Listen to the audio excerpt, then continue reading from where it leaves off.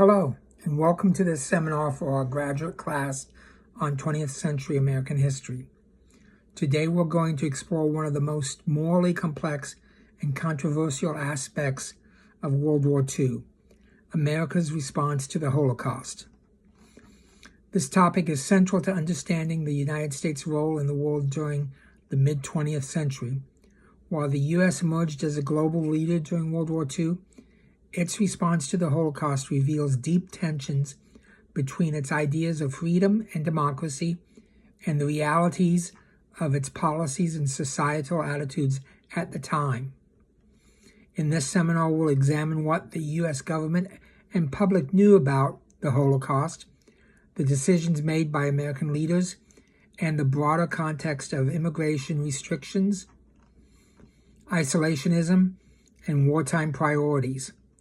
By the end, I hope we'll have a better understanding of how these decisions shaped America's identity and its role in the world. To understand America's response to the Holocaust, we first need to consider the broader context of the 1930s and early 1940s. The United States was still recovering from the Great Depression, and isolationist sentiment was strong. Many Americans were wary of becoming entangled in another European conflict after the devastation of World War I. This isolationism was reflected in policies like the Neutrality Acts of the 1930s, which aimed to keep the U.S. out of foreign wars.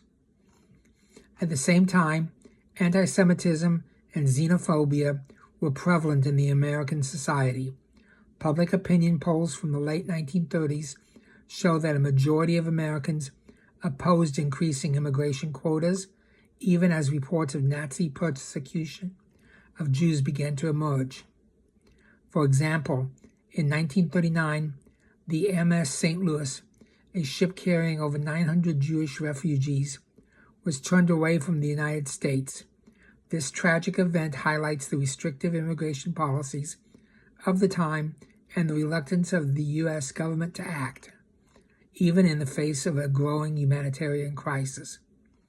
This context sets the stage for the moral dilemmas that would arise as the Holocaust unfolded.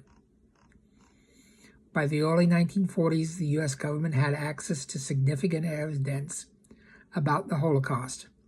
In 1942, the Wagner telegram, sent by a representative of the World Jewish Congress, warned Allied leaders about the Nazi plan to exterminate Europe's Jewish population. This information was corroborated by reports from resistance fighters and refugees. Despite this, the U.S. government was slow to act. The State Department, in particular, has been criticized for suppressing information about the Holocaust. For example, officials delayed the release of the Wagner telegram to Jewish organizations in the United States, citing concerns about the credibility of the information. This raises an important question. Why didn't the U.S. government do more to publicize or respond to the Holocaust? Part of the answer lies in the broader context of wartime priorities and domestic politics, which we'll explore next. Let's turn now to the U.S. response to the Holocaust and the moral and strategic dilemmas it faced.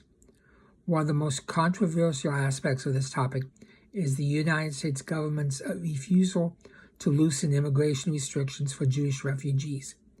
The Immigration Act of 1924 had established strict quotas that severely limited immigration from Eastern and Southern Europe, where most Jewish refugees were coming from. These quotas remained in place throughout the war, despite calls from Jewish organizations and humanitarian groups to increase them. For example, in 1944, the Roosevelt administration created the War Refugee Board, which helped save thousands of lives by funding rescue operations and providing aid to refugees. However, this effort came late in the war and was limited in scope. Another major debate centers on whether the U.S. should have taken military action to disrupt the Holocaust. Some have argued that the U.S. could have bombed Auschwitz or the railways leading to extermination camps, potentially saving lives. However, military leaders at the time argued that such actions would divert resources from the primary goal of defeating Germany.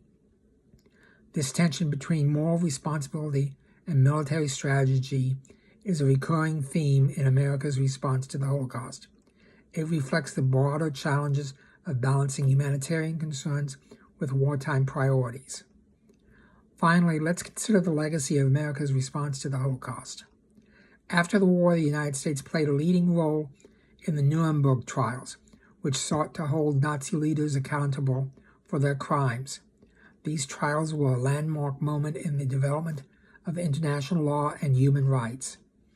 The Holocaust also had a profound impact on American society and policy. It contributed to the establishment of the Universal Declaration of Human Rights and the Genocide Convention in the late 1940s. It also shaped America's post-war identity as a global leader and a defender of democracy and human rights. However, the U.S. response to the Holocaust also raises difficult questions about the limits of American leadership and challenges of living up to its ideas. For example, how do we reconcile America's role as a liberator with its failure to act more decisively to save Jewish lives? And what lessons can we draw from this history for addressing modern-day humanitarian crises? These questions that continue to resonate today as we grapple with the legacy of World War II and America's role in the world. In this seminar, we've explored America's response to the Holocaust, focusing on the moral and strategic dilemmas it faced. We've examined the broader context of isolationism and anti-Semitism, the evidence available to American leaders, and the decisions they made or failed to make in response to the Holocaust. As historians, it's our responsibility to critically analyze these decisions and consider their implications for how we understand America's role in the world. By studying this history, we can gain valuable insights into the challenges of leadership, the complexities of morality, and the importance of living up to our ideas. Thank you for engaging with this challenging topic. I look forward to hearing your thoughts and continuing this discussion in the forum.